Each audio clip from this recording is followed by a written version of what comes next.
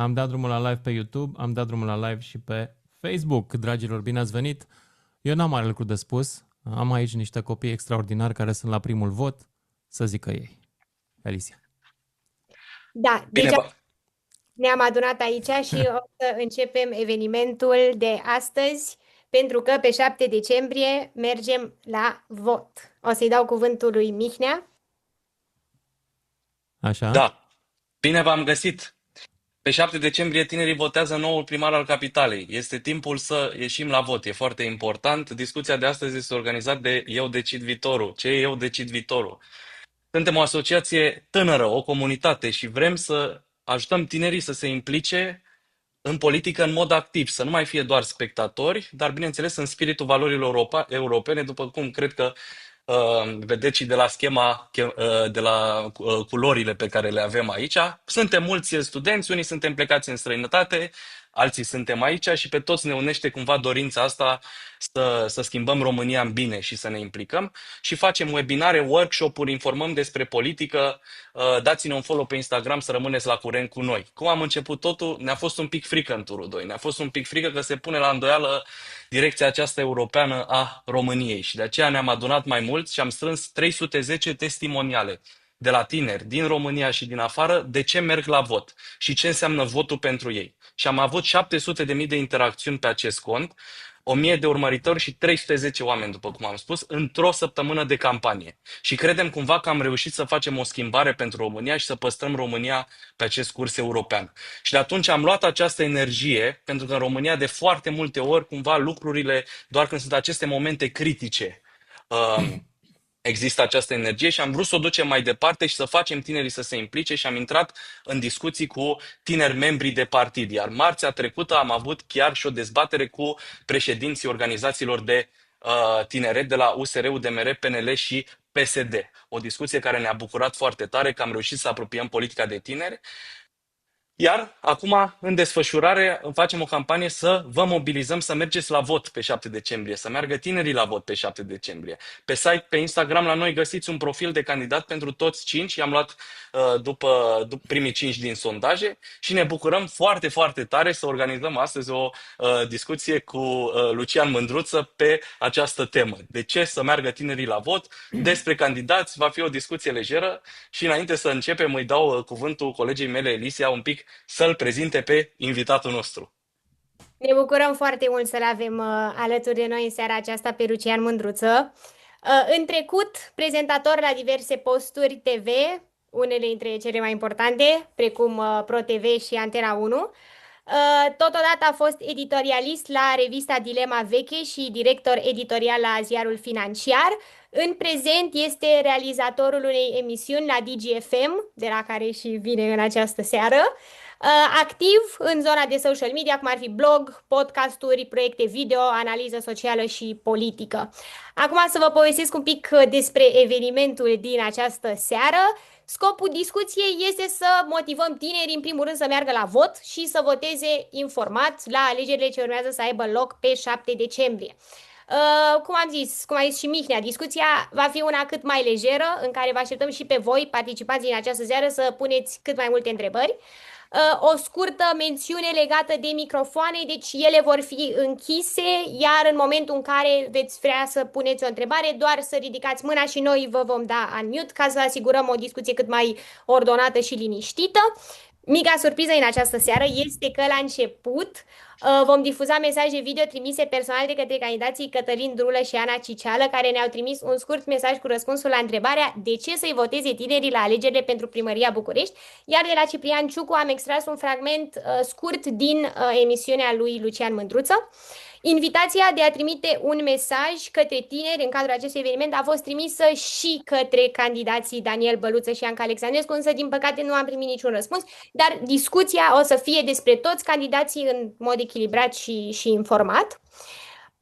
Bun, acum o să începem cu videoclipurile foarte scurt și după inițiem toată discuția. Vom începe cu videoclipul Anei Cicială. Și vă încurajăm pe toți să vă deschideți camerele pentru o experiență mai plăcută, deci cine dorește cumva să ne și Să vedem știți că unii cu ce. Hai să încerc dacă pot să-l pun eu de aici, de la mine, să vedem dacă se aude ceva. Vreți să încercăm? Sigur, da, sigur. Ia. Nu merge. Stai că n-am nimerit bine. Nu, stai încă o dată. Mai... Salut! Știi cum e când îți alegi O un vedeți, telefon o nou? auziți? Vrei Nu să o ai vedem. și design, dar Nu. vrei să ai Atunci, și features. mai bine Vrei să ai- încercați voi. Ok, Puneți voi. îl Da. am eu aici pregătit. Vede toată lumea? Salut! Știi cum e când îți alegi un telefon nou? Vrei să ai și design, dar vrei să ai și features. Vrei să ai un telefon rezistent care îți rezolvă toate problemele de care ai nevoie pe telefon. Așa e și cu primarul. Trebuie să alegi un om care nu a fost tânăr acum jumătate de secol, care știe ce nevoie ai tu. Voi sunteți tineri și știu că nu problemele voastre în București nu sunt apa caldă, parcările și traficul, ci faptul că stați de multe ori în chirie 2-3 în apartamente scumpe și nu vă mai ajung banii de mare lucru în plus. Nu poți să mergi la un film, nu poți să ieși frumos într-un club, nu poți să duci o viață decentă în București. Eu vreau să avem o primărie deschisă în care vom construi locuințe publice, inclusiv pentru tineri. Vreau să fac 5.000 de locuințe în următorii 10 ani și să deschidem primăria astfel încât să lucreze pentru oameni, pentru a rezolva nevoile, inclusiv ale voastre, fiindcă voi sunteți importanți pentru orașul nostru. Voi sunteți cei care vor construi un București în care ne va face plăcere să trăim, vom duce o viață bună, dar pentru asta e nevoie să alegeți pe 7 decembrie, să votați, poate pentru prima dată, un om care vrea să lucreze pentru voi și va lucra pentru voi. Bun. Îi mulțumim Anei Ciceală că ne-a trimis acest video. Acum o să îl avem pe domnul Ciucu, 2 secunde.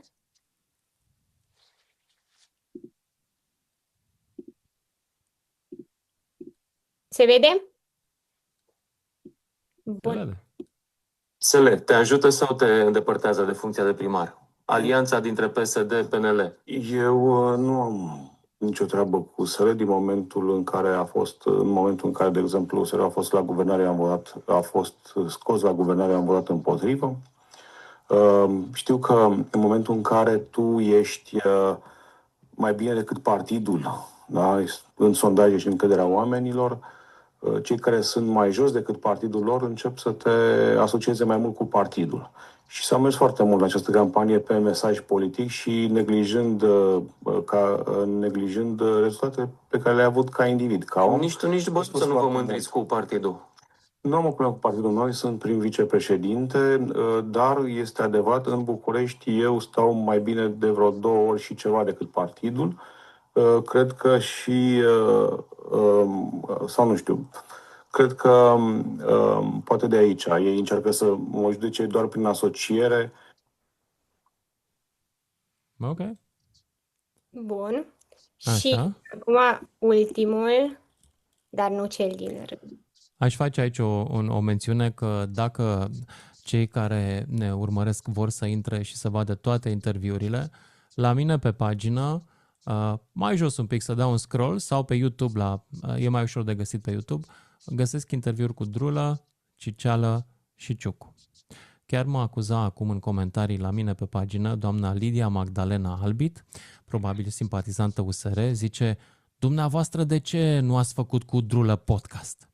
Am făcut acum 10 zile cu Drulă podcast, dar doamna aruncă acuzații pentru că ne-am talibanizat cu toții, din păcate. Așa, hai să ascultăm.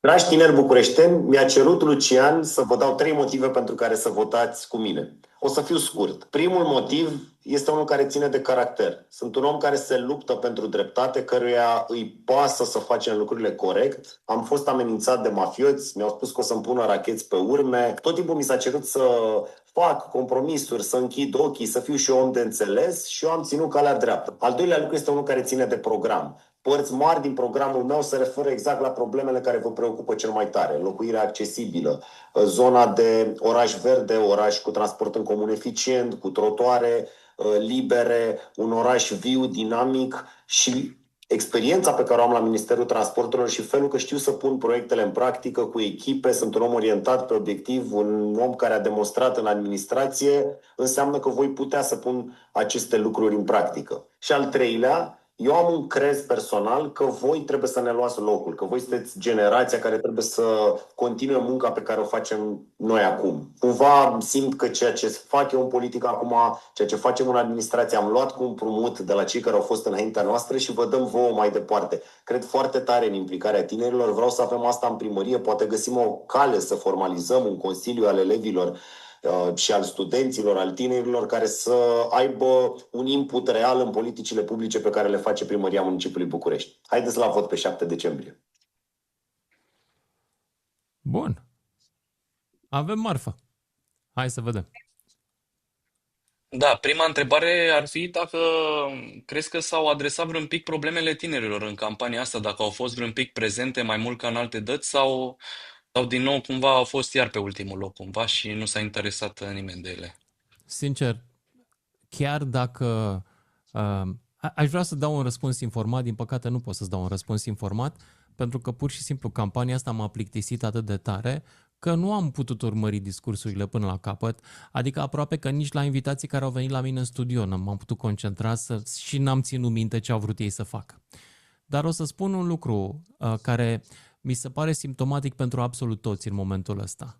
Nici Anca Alexandrescu măcar, care este marele candidat antisistem, nu are curajul să le spună bucureștenilor că problemele bucureștilor țin de ei, de oameni și de obiceiurile lor, de consum, de transport, de existență. De exemplu, chiar discutam ieri cu cineva foarte aproape de Primăria Generală, care între patru ochi mi-a zis, dom'le, noi știm că sunt mult prea multe mașini în București și că nu se poate organiza nici destulă parcare pentru ele, nici destule șosele nu se pot organiza pentru ele. Soluția este ca cetățenii să renunțe de bunăvoie la ele și să meargă spre transport alternativ, începând cu picioarele lor și terminând cu bicicletă, metrou sau tramvai sau autobuz. Ori asta nu se întâmplă. Deci, niciunul dintre candidați nu a abordat corect problema traficului. Traficul suntem noi, sunt alegătorii și trebuie să li se spună alegătorilor că dacă vor să fie mai mult aer în București și trafic mai lejer, trebuie ca mulți dintre ei să renunțe la mașina personală. 2. Trebuie să le se spună oamenilor că în continuare în București mașina, în loc să fie un lux, așa cum este în marea majoritate a capitalelor din Occident, un lux care e făcut lux tocmai pentru că oamenii să renunțe la ea și din rațiuni financiare, e bine, trebuie ca mașina să fie prohibitiv de scumpă. Din punct de vedere al asigurării, din punct de vedere, deja este, din punct de vedere al taxei locale pe mașină și din punct de vedere al prețului parcării. Marile orașe europene nu au scăpat de mașină pentru că oamenii au renunțat benevol, ci pentru că nu și-au mai permis sau și-au făcut un calcul foarte simplu că mai bine banii aia îi dau pe o vacanță decât pe existența unei mașini în fața casei. Asta nu spune niciun candidat. Din perspectiva asta, toți candidații sunt ai noștri, adică ne spun vorbe goale despre o problemă gravă. 2. Tinerii. Tinerii n-au unde să ducă să locuiască și pe de altă parte nu mai știu unde citeam că una din 4-5 locuințe din București, poate exagerez, poate știți voi cifrele corecte, e goală. Da?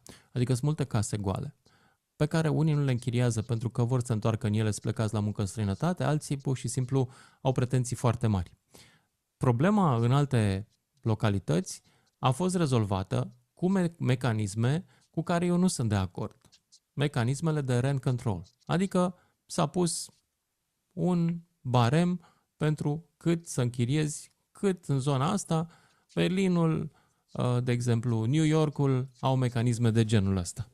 N-au contribuit foarte mult la bunăstarea oamenilor, spun unii și spun unele studii. Cei care sunt mai la stânga spun că da, a mers, e mai ieftin pentru tineri să aibă, să-și ia și o garsonieră închiriată atunci când termină facultatea și vor să rămână în București, deși ei sunt din Craiova. Iar în rest, din păcate, și asta e a treia chestie, foarte puțin. În afară de Drulă care se zbate un pic să fie mai viu, ceilalți au mers pe să fim cuminți și să promitem stabilitate și liniște, mizând pe faptul că oamenii s-au săturat de scandal. Nu cred că s-au săturat de scandal, cred că le place foarte mult scandalul, e viața noastră scandalul. Și niciunul dintre ei nu e memorabil în afară de doamna Anca cu marși. Deci n-are niciunul un brand personal. Drul a mai încercat cu Ranga. Ciucu n-are mai nimic pe partea asta de memorabilitate, în afară de faptul că a făcut niște parcuri și că se joacă basket. Nu știu de ce s-ar îndrăgosti un tânăr de personajele pe care le avem noi în momentul ăsta de ales. Să-mi spuneți voi. Mulțumim. Da, vă mulțumim, vă încurajăm, vă rugăm, ridicați mâna. Cine dorește să pună o întrebare sau așa să-și dea o părere, vă rugăm, ridicați mâna acum. Puteți să scrieți și în chat dacă aveți o întrebare și nu puteți vorbi cu microfonul. Așteptăm întrebări și în chat.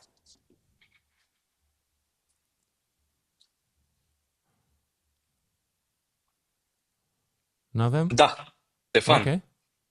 Ștefan, te rog. Hai că nu te auzim. Trebuie unmute. Gata. După ultimele sondaje care o dădeau pe Anca Alexandrescu pe locul 2 la o foarte mică diferență de Daniel Băluță, cum ați vedea o primărie condusă de Anca Alexandrescu? Adică ce ar putea să facă ea? Nu știu, nu cred că Anca Alexandrescu are competențe manageriale sau de administrație publică, dar e foarte posibil să ajungă primar. E foarte posibil pentru că votul de la dreapta este fragmentat, să zicem dreapta. Votul non-Alexandrescu, ca să zicem așa, e foarte fragmentat și până în acest moment nimeni nu vrea să renunțe. Din ce știu. A renunțat parcă Macaveli în favoarea ei și cam atât. N-am mai văzut mișcări extraordinare în zona asta. Deci e foarte probabil ca ea să profite de faptul că PSD și PNL sau și USR, de fapt PNL și USR s-au înțeles să nu facă un bloc ca să nu se supere PSD-știi și o să ajungă Anca Alexandrescu la putere. Asta va facilita pe viitor un blat al PNL-ului cu aur, al PSD-ului cu aur, ceea ce poate să fie foarte probabil un guvern de anul viitor. Deci de la Anca Alexandrescu se va răstogăli bulgărele mai departe. Și asta pentru că acum le e frică peneliștilor să se certe cu PSD-știi și useriștilor la fel, că pleacă din guvern și ei săraci nu mai vor să guverneze câte 3 luni și după aia să plece, vor să stea mai mult. Și suntem în ajunul unei administrații Anca Alexandrescu. Ea a avut un avantaj nemeritat față de ei, a avut expunere la televizor foarte mare, a avut emisiune și asta se vede, că are experiența de a vorbi mult, de a ține lumea de vorbă, asta este esențial în ziua de azi, de a lăsa... Ceilalți sunt plictisitori. Eu nu zic că ea are dreptate. Este bullshit mare parte din ceea ce livrează ea pe televizor. Dar oamenii consumă bullshit. E ca și cum e condamna pe ăștia care fac băuturi cu zahăr. Păi oamenii vor băuturi cu zahăr. Și oamenii vor bullshit la televizor, vor scandal, vor chiloțăreală. Ea livrează asta și promite probabil să livreze și în calitate de primar. Ceilalți pur și simplu nu au energia ei vitală. Niciunul dintre ei. Nu au acea ură din rănunchi cu care își strivește adversarii, din perspectivă mediatică, firește, că nu o face și fizic. Ceilalți pare că nu-și doresc atât de mult victoria, vorba lui Gigi Becali. Mulțumim. Dar, da, eu văd posibil, dacă nu se retrage nimeni acum săptămâna asta. Și probabil că nu se va retrage. Eu, dacă aș fi Ana Ciceală, de exemplu, ea zice că nu se retrage pentru că ea vrea să arate sistemului că se poate vota și altfel. Ana, să știi că au mai fost iepurași înainte care candidau ca să atragă niște voturi dintr-o parte sau alta și câștiga cine trebuia și începem să credem, unii dintre noi, mi-e teamă să nu cumva să se întâmple la fel și acum. La fel, același mesaj și pentru domnul Drulă, e mai slab cotat, nu l-a ajutat povestea lui Moșteanu. În momentul ăsta, din perspectiva mea, deși eu nu sunt liberal, nici n-am vreo afiliere politică, mai degrabă sunt, să zicem, în zona libertariană, dar probabil că votul util este Ciucu, dacă mă uit bine. Pe de altă parte însă, dragilor, nu vreau să vă sfătuiesc să votați util. Eu vă sfătuiesc să vă votați idealurile, de asemenea, dar să fiți pregătiți Și asta e lecția pe care am primit-o în 1990 la primul meu vot liber. Să fiți pregătiți că România e diferită de voi și că votează diferit de voi. Să fiți pregătiți de dezamăgire. Țara asta e minunată când e vorba să livreze dezamăgire politică. Avem o întrebare în chat de la Gabriel. Primăria Vedeți că mai Capitalei... stau unii să intre, dați-le și lor voi. Așa, perfect. Deci, care era întrebarea? În chat. Da. Nu văd chat-ul de aici de la mine. Primăria Capitalei Așa. trebuie să ia uneori decizii nepopulare, dar necesare. Care candidați credeți că ar fi dispus să ia cea mai nepopulară măsură corectă și care ar fi acea măsură? Taxarea autoturismelor poluante și taxarea autoturismelor în general. Taxarea semnificativă a mașinilor. Chit că sunt și eu unul dintre ei, cei care vor fi taxați în plus. Asta ar fi măsura nepopulară și bună. 2. Desfințarea unor benzi de transport auto, nu mă refer la pentru autobuze. Desfințarea unor benzi pentru crearea de piste de bicicletă mai largi care să-i facă pe oameni să se simtă în siguranță și să încerce asta. Asta două ar fi nepopulare. Eu le-aș face. Apropo, am trăit experiența asta, nu credeam. Am avut o pauză mare de New York în viața mea, vreo 10 ani. Și m-am întors acum 2 ani în New York. Și am fost șocat că pe fiecare stradă este pistă de bicicletă. Pe unele dintre ele chiar delimitată cu stâlpișori ca să nu încalce nimeni. Și legea s-a schimbat acolo astfel încât un ciclist pe o bandă, dacă este singur pe o bandă, are dreptul să o utilizeze în întregime, adică are dreptul să meargă pe mijloc și nimeni nu poate să-l claxoneze pentru asta. O să-mi spuneți, comuniștilor, huo! Și o să vă zic, New Yorkul e totuși în Statele Unite ale Americii. Nu e chiar o țară comunistă. Mulțumim. Mulțumesc. Acum mai avem aici niște mânuțe. Daniel, cred că acum poți da în mute. Super. Alo, mă auziți? Da. Da, am și o întrebare. Am văzut parcă că anarhicială, în general, mi se pare ca un Zoran Mamdani de România. Nu. Nu este. Îmi place de Ana Ciceală. Aș putea spune că aproape că-s prieten cu ea. Dar nu e. Zoran a organizat o campanie grassroots mult mai bine pusă la punct, mult mai vizibilă, mai violentă, dacă vrei, în mesaj. E un vorbitor mult mai energic. Ascultă-l pe Zoran Mamdani, ascultă-i un speech. Este foarte agresiv cu competitorii lui. I-a desfințat pur și simplu, i-a călcat în picioare. El e mai apropiat de Anca Alexandrescu, ca să știi, decât de Ana Ciceală. Ana Ciceală este o fată prea bună pentru lumea asta, cum zice bunica. Avem și încă o întrebare în chat, tot așa, de la Mihai, care candidat vi se pare în acest moment cel mai compatibil cu nevoile actuale ale bucureștenilor? Sau mai întreb eu, există vreunul care e compatibil cu nevoile bucureștenilor acum? Trebuie să porniți de la principiul că bucureștenii nu sunt compatibili cu nevoile lor. Ei înșiși nu-și cunosc binele. Și atunci niciun candidat nu poate fi compatibil cu nevoile lor, pentru că fiecărui candidat este frică să nu-și supere electoratul. Bun, mai avem o întrebare de la Marian. Marian, cred că acum poți să deschizi microfonul, super. Da, sigur.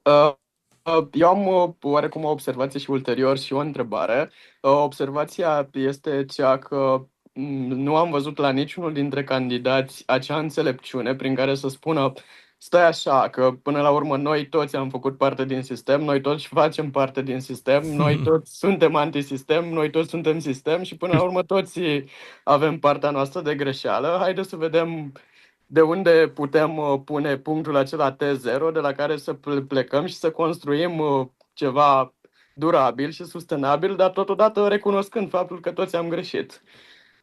Iar întrebarea mea este tot așa din partea unui om apolitic, pentru că nici eu nu fac parte din nicio formațiune politică și nu sunt simpatizant al niciuneia.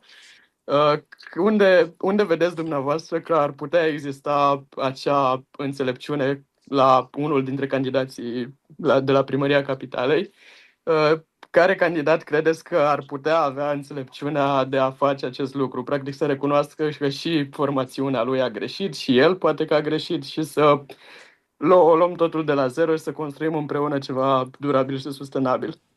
Se vede treaba că nu știi cum e cu partidele. Deci ia imaginează-ți că ești în bordul Coca-Cola și vii într-o zi în bordul ăsta, trântești pe masă o cutie de Pepsi și zici: mă, să știi că nu e rău Pepsi ăsta zero pe care l-au făcut ei acum. Mie chiar îmi place, am început să beau Pepsi Zero. Ia să ne inspirăm și noi. Ce crezi că se va întâmpla? Ăla își păstrează locul în bord sau nu? Hm? Eu zic că îl dă afară Coca-Cola în secunda 2. Cu siguranță. Exact așa e și în partidă. Partidele sunt organizații de oameni care se sprijină unii pe alții și așteaptă loialitate unii de la alții, pentru că sunt înconjurați de inamici și sunt practic mereu un oraș sub asediu. Nu poate să vină unul și să zică: hai mă să deschidem totuși o portiță aici, să mai intre 2-3 băieți de la inamic, ca să mai vedem ce mai fac ei. Poate jucăm o tablă, facem ceva drăguț cu ei. Nu există așa ceva în logica partidelor. Există unul singur, am auzit eu că la USR, am auzit că e unul năsui care are voie să mai spună din când în când câte ceva neaprobat de Barna și Fritz. Dar nu sunt sigur, ci că e o legendă. Nu sunt sigur, e adevărat. Nu dau seama. În rest, la niciunul dintre partide nu ai voie să spui ceva contra liniei partidului, pentru că ești automat judecat pentru deviaționism și trădare de partid și asta e foarte grav. Tu te gândești că partidul, de fapt, e un business. Înțelegi? E un business care vrea să vândă marfa. Marfa lui fiind puterea, să o cumpere, să pună mâna pe ea. Și, la schimb, plătește cu vorbe. Păi, dacă vine unul și spune niște vorbe care te îndepărtează de putere, oare partidul o să reacționeze bine? Nu. Nu. Acum, sigur că unele vorbe, deci de foarte multe ori acceptarea criticii e bună. E o idee bună să accepți critica, pentru că oamenii poate se apropie de tine când te vulnerabilizezi așa. Dar cea mai mare parte din membrii de partid n-au mentalitatea asta, ei nu gândesc în acești termeni. Nu sunt atât de sofisticați, nici măcar la USR. Știi? Și atunci e greu să fii critic într-un partid. De asemenea, e greu să te sacrifici, pentru că acum, de exemplu, ca să nu iasă Anca, trebuie să se sacrifice Drulă și Ciceală sau măcar unul dintre ei. Și dacă nu o să o facă, o să iasă Anca și după aia o să se păruiască, dar în sinea lor și în partidul lor, cu toții o să fie mulțumiți că n-au cedat. Lasă, domnule, am luat și noi 7%, am luat și noi 10%, 15%. E bine, lasă, a ajuns inamicul, să vadă și el cum e la putere. Cam așa cred că va fi. Da, se pare... Da, te rog. Aș mai avea o altă întrebare. Nu știu, am văzut la toți candidații acum, nu știu, nu am urmărit exact toată precampania și campania, dar am văzut că majoritatea au mizat pe ceea ce au făcut ei la sectorul pe care l-au coordonat sau nu, sau ceva, un proiect pentru întreg orașul București, plecând de la sectorul din care fac parte. Okay. Adică n-am văzut pe niciunul plecând de la planul mare de ansamblu, de la orașul întreg, ca apoi să se ajungă la sector. Așa. Nu știu, oare credeți că candidații care au făcut asta și fac asta în continuare au viziunea de ansamblu necesară pentru întreg municipiul București sau că se vor folosi de faptul că vor ajunge la putere la primăria generală pentru a-și crește sectorul din care a venit, practic? Nu există loialitate față de sectorul meu. Nu, sectorul e doar o bază de putere. Nu o să ajungă la primărie ca să dea ceva sectorului lor neapărat. O să ajungă la primărie ca să dea ceva, în primul rând, unii dintre ei care sunt de bună credință, cetățenilor în întregime, alții o să dea partidului cumetrii, puzuri și ce mai fi prietenilor politici sau prietenilor din business care au firme de construcții. Foarte puțini cu adevărat o să facă lucruri pentru oraș. Eu nu sunt foarte optimist. Văd, nu știu, poate că unii sunt cinstiți. Nu știu, Ciucu, de exemplu. Mie mi-a făcut o impresie bună când în locul lui a candidat, ar fi trebuit să candideze el, dar a mers Nicușor Dan și s-a făcut primar. Acum, primul mandat al lui Nicușor. Și Ciucu deja promitea și mi s-a părut interesant. Mi s-a părut interesant pentru că l-am avut invitat la podcast și după podcast m-a întrebat nu mai știu, de unde ia un taxi sau dacă vine Uber, era târziu. Și a zis, hai mă, că te duc eu acasă. Și l-am dus acasă într-un bloc din Drumul Taberei. Și am fost surprins că el totuși avusese funcții în primărie, adică dacă era să fi furat, avea ocazia să fie deja la o vilă pe undeva. Și nu era. Și acum l-am avut din nou invitat la mine la podcast și la o cafea înainte l-am întrebat și pe unde mai stai, te descurci, cum ajungi? Aici tot acolo stau. Tot acolo, la 3 camere sau nu știu cât avea, 4 camere într-un bloc din... Băi, cred că e primul primar care e tot în blocul ăla după ce a fost primarul sectorului. Mi se pare foarte interesantă perspectiva asta. Nu zic că țin cu el. Mi se pare interesant. Nu știu unde stă Drulă, să spun drept. Habar n-am. Nu știu unde stă Ciceală. Ea presupun că tot la bloc, dar în sectorul 3, că ea e din zona asta. M-aș uita și la chestia asta, la cât de mult acești oameni au folosit funcția ca să prospere ei personal sau prietenilor. Dar e greu de aflat. E greu de aflat pentru că să vă mai spun un secret și nu mai spuneți la nimeni, bine?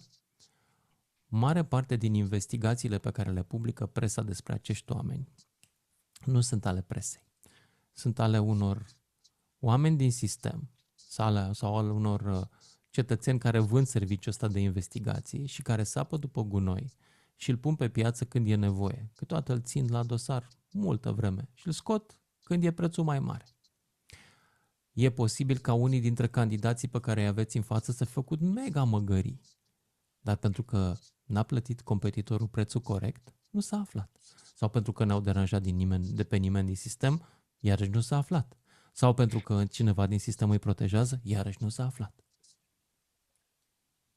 Din păcate, e foarte greu să faci investigații reale în România. Nu e imposibil, dar e greu. Ce am văzut zilele astea au fost numai măgării și chestii dirijate care era clar că vin din partea cealaltă. Nu zic că nu sunt adevărat. Vă mulțumesc. Ioana. Da, eu voiam să întreb, având în vedere că am discutat un pic și de alegerile de la primăria New Yorkului și despre faptul că actuala campanie pentru primăria capitalei a fost mai mult sau mai puțin moartă sau plictisitoare. Groaznic de plictisitoare. Am înțeles că deja am fi vrut candidații să discute un pic despre care este vina bucureștenilor în proces și în ceea ce se întâmplă rău în București, dar să-i responsabilizeze. este altceva ce ai fi vrut să vezi specific de la candidați în această campanie? De exemplu, din perspectiva mea de tânăr, mi s-ar fi părut interesant o interacțiune mai mare cu tineretul în general și cu materialele de campanie, cu speech-urile, cu absolut tot. E ceva ce tu ai fi vrut să vezi poate mai mult în campanie sau ți s-ar fi părut mai potrivit? Eu cred că e mai important să ziceți voi. Stai că nu te mai auzim. Tu vorbești acolo, dar nu te mai auzim. Domnișoara Nu? Cernat. Da. Nu mă mai aud? Ba da. Ok, am revenit. Da, deci pentru mine, Da. de exemplu, ce ar fi fost interesant, eu am văzut foarte multe materiale, în principal cu Băluță. Nu știu dacă a fost cazul meu. Deci cu Daniel Băluță a fost materialele majoritare pe care le-am întâlnit. Bine, pe rest a trebuit să le caut, dar nu mi s-a părut că s-a mizat foarte mult pe interacțiunea cu tineretul în general și că problemele adresate au fost altele. Acum, să zic că și ceilalți participanți sau colegi de-ai mei dacă au avut altă impresie, dar mie mi s-a părut că interacțiunea asta a lipsit, mai ales în spiritul că trebuie să mobilizăm tineretul la vot, altfel perpetuăm lucrurile care se întâmplă deja de mult. Mhm. Hai să vă pun o altă întrebare. Am ascultat 3 candidați până acum, da? Poate cineva să repete o frază de vreunul dintre ei? Singurul lucru pe care, având în vedere că ne-am uitat prin videoclipuri, dacă e un lucru care mi-a rămas clar impregnat în minte, a fost comparația neciceală cu telefonul, în general. În rest, nu aș putea să zic că am rămas cu multe din ce mi-a fost prezentat. Asta este problema. Niciunul nu are un speechwriter bun. Niciunul nu tratează politica profesionist. Politica nu e o treabă... E ca marketingul de băuturi răcoritoare sau ca marketingul de mașini. E o treabă în care trebuie să vinzi un produs, respectiv pe tine.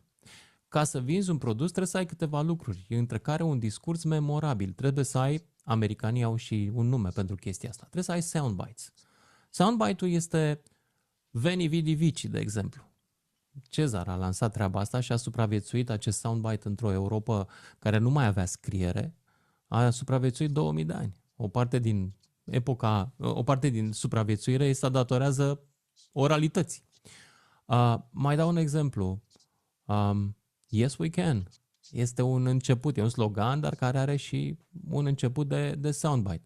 Don't ask what the country can do for you, ask what you can do for the country.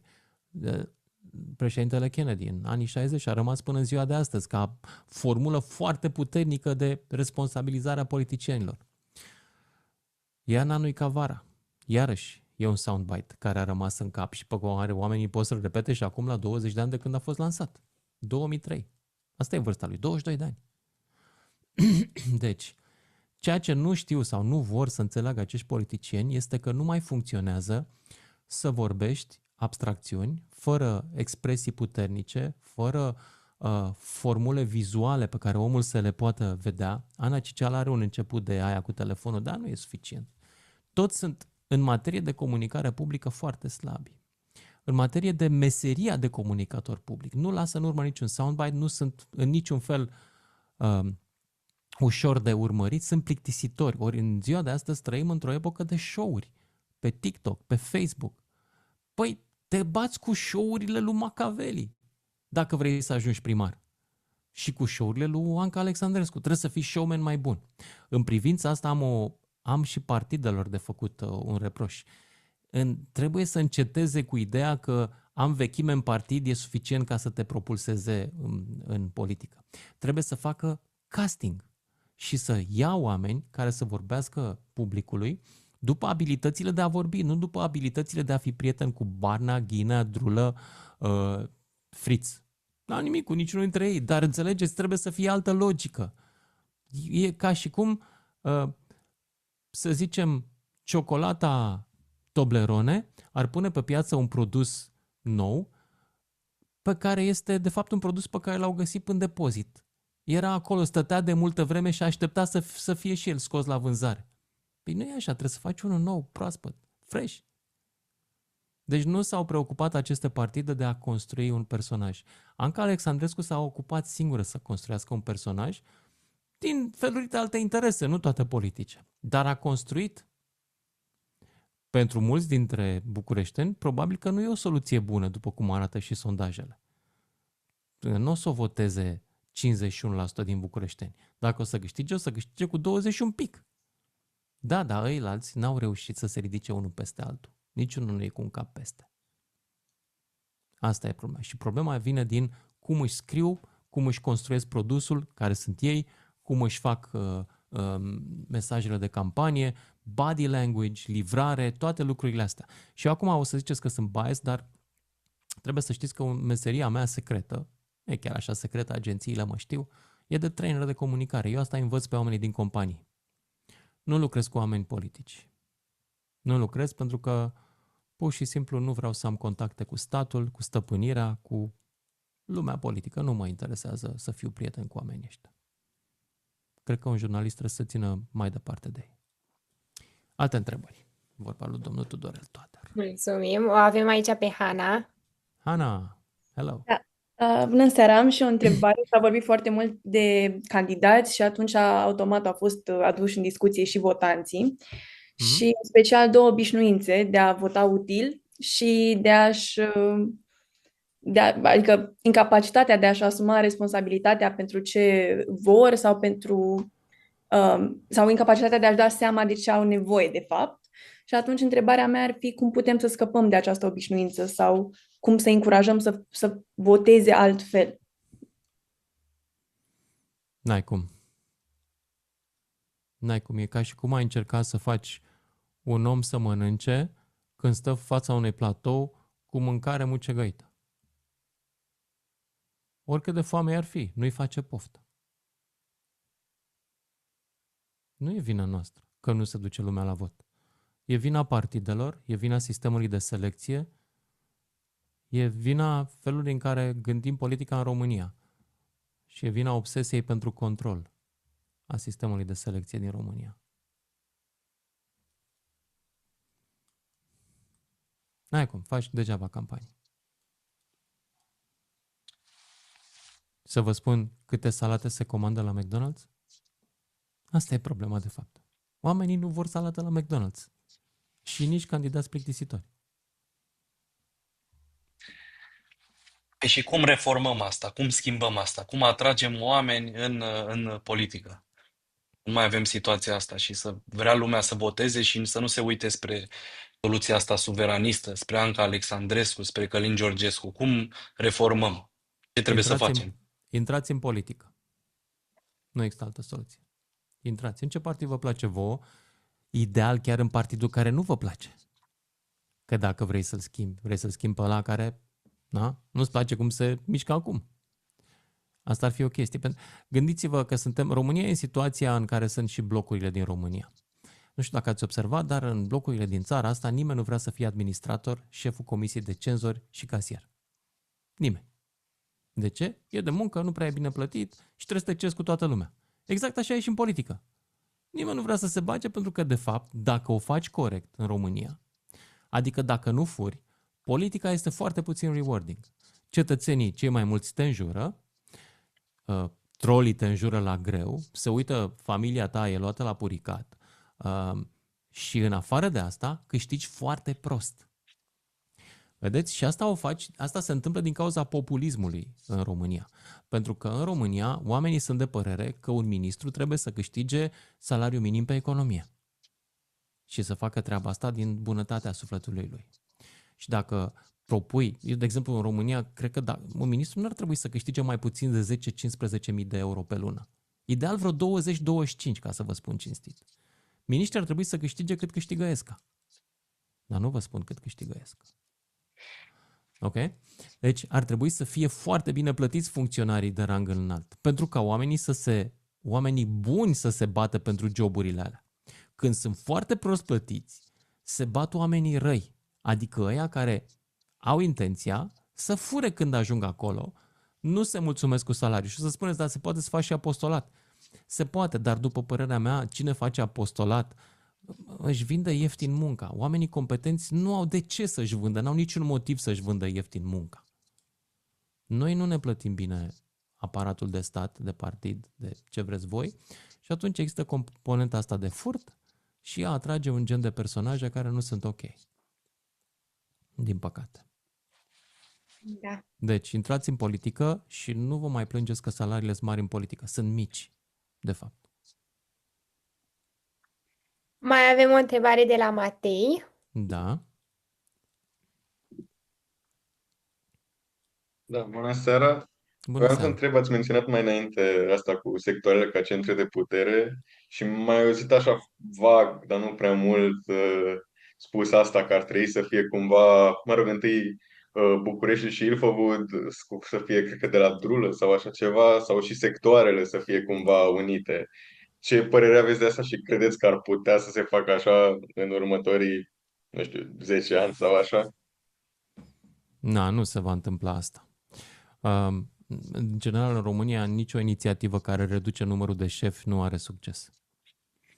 Pentru că oamenii deja sunt acolo înfipți, nu vor să renunțe, unii dintre ei contribuie mai departe, sunt pe lanțul trofic la partid, nu poți să desfințezi, de fapt, niște companii profitabile. Că ele sunt companii profitabile pentru partide și pentru oamenii care le conduc.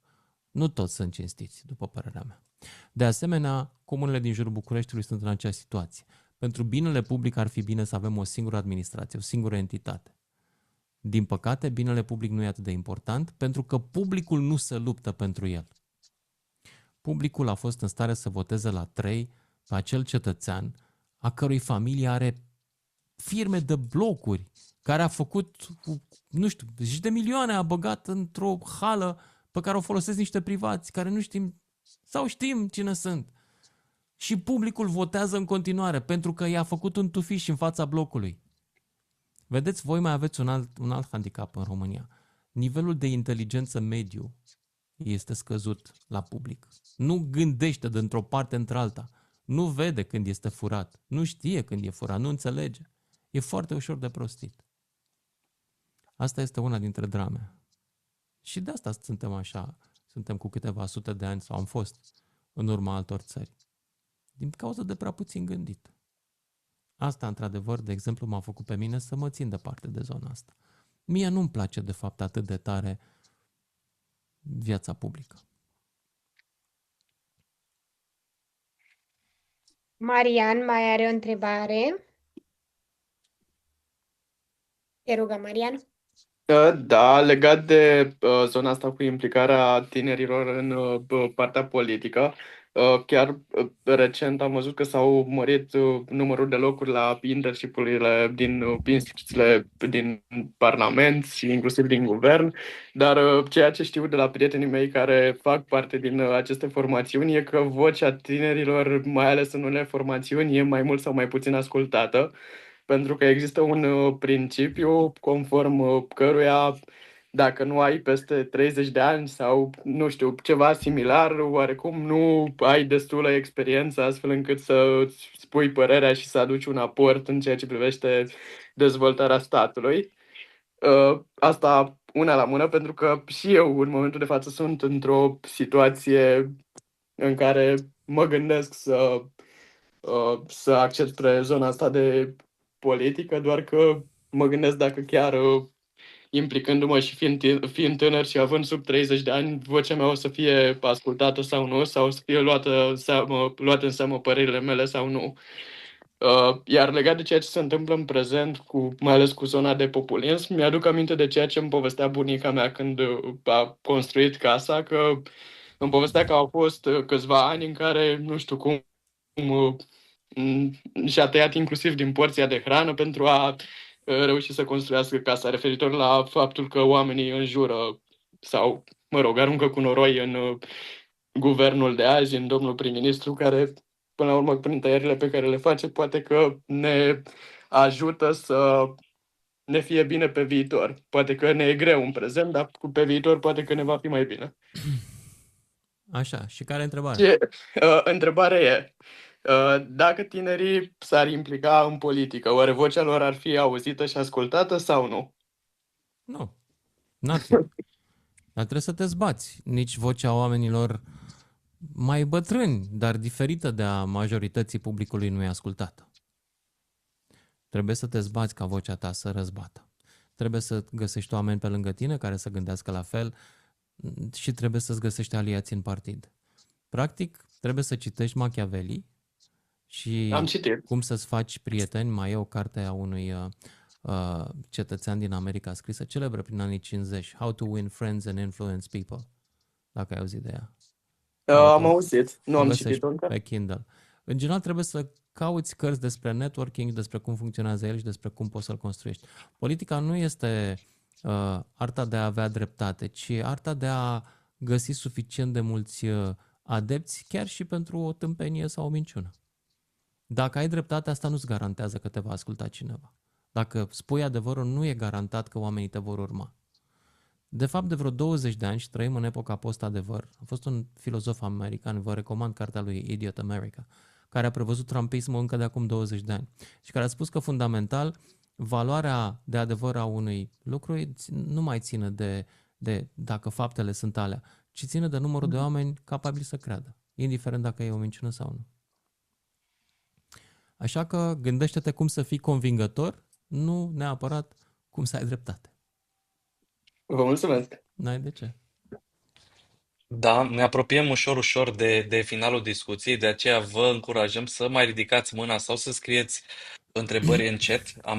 Am primit o întrebare în chat, dar îl las prima oară pe Daniel, care a ridicat mâna. Te rog, Daniel, să adresezi întrebarea. Și ne pregătim de final, deci vă rugăm, cine dorește, acum este șansa. Da, deci mă aud din nou sau nu? Da. Da. Da, deci mă întrebam printre toți candidații care s-au prezentat pentru această campanie în București, care este singurul capabil care poate să rezolve problema privind locuințele în general. Niciunul. Nu poate niciunul. Puteți să comentați, vă rog? Da. Pot să argumentez. Niciunul Hai nu are să dăm măsuri exemplu cu Ciucu. cu Ciucu. Da, Toți cu zic Ciucu. vom construi. Păi din ce bani vom construi? Primăria rostogolește datorii. Cum va construi primăria case? Niciunul nu vorbește despre rent control. Asta e singura soluție pe termen scurt. Să forțezi proprietarii să închirieze mai ieftin și să-i forțezi pe aia care au case goale să le scoată pe piață. Ar fi niște măsuri foarte de stânga. Avem candidați atât de stânga? Nu avem. Mai mult Nici de măcar dreapta. Ciceală. Dacă vrei pe termen scurt, nu există o soluție pe termen scurt în niciun program de la Dar pe candidații termen aceștia. lung? De asemenea, pe termen lung nu există, pentru că nu există o soluție, de fapt, de a descuraja oamenii să locuiască în București. Noi, dacă vrem să avem case, trebuie să mai plece din lume de aici, nu să mai vină. Și atunci trebuie să descurajezi dezvoltarea asta a orașului. Asta înseamnă să nu mai aprobi nimic să se mai construiască. Pentru că cu cât se construiește mai mult, nu numai că se adaugă case, dar se adaugă și disconfort. Și disconfortul ăla face viața un iad în București. Mă refer la trafic. Că oamenii tot nu vor merge cu bicicleta sau cu mijloacele de transport în comun. Practic, Bucureștiul în momentul ăsta e un oraș care nu are un plan de management al intake-ului de cetățeni. Și asta, de fapt, este esențial aici. Asta, dar nu are un plan de management foarte eficient, Bucureștiul, din păcate. Da, Bucureștiul trebuie să extindă pe orizontală, adică trebuie să înglobeze toate satele și cartierele mărginașe și să facă planuri de dezvoltare în direcția aceea, cu linii de transport, cu pistă de bicicletă, cu ce vrei tu. Se întâmplă asta? Poate să facă asta? Nu, nu poate să facă niciun candidat, fiindcă niciun candidat nu poate, de exemplu, să-l convingă pe un primar dintr-o localitate de lângă, care este milionar din primărie, să-și dea demisia și să accepte ca primăria lui să nu mai existe. Asemenea soluție nu există la nimeni. S-a făcut și un referendum. Nicu Șordan a făcut un referendum pentru asta. Asta Se va da. putea aplica? Nu se va putea aplica, fiindcă majoritatea în Consiliul General rămâne aceeași și ăia sunt niște băieți foarte organizați, din niște partide mari, care iarăși au interese economice directe. Consilierii generali în toate orașele din România sunt reprezentanți ai business-ului, nu ai cetățenilor. Și ei sunt niște oameni cărora le poți încredința cu mare plăcere sarcini de lobby, dar nu sarcini de îmbunătăți viața în oraș. În general, zic. Unii sunt ok, dar în general, ăia nu se zbat să fie viața mai bună în orașele astea. Se zbat pentru business-urile din orașele astea. Ceea ce, sigur că, din perspectiva de dreapta, e un lucru minunat și corporațiile sunt oameni, cum se spune la dreapta. Eu sunt pro-capitalism și accept și această abordare. Eu sunt un capitalist. Da. Deci nu văd vreo soluție de rezolvare a problemei locuințelor în București, cel puțin pentru tineri, dacă nu intervine statul prin controlul prețurilor. Dar iarăși mie îmi repugnă soluția asta pentru că eu nu sunt de stânga. Eu nu cred că piața trebuie reglementată de stat. Dar dacă vrei soluții, ele există, sunt agresive și niciunul dintre candidați nu le are în plan. Din păcate, momentan. Nu știu, da.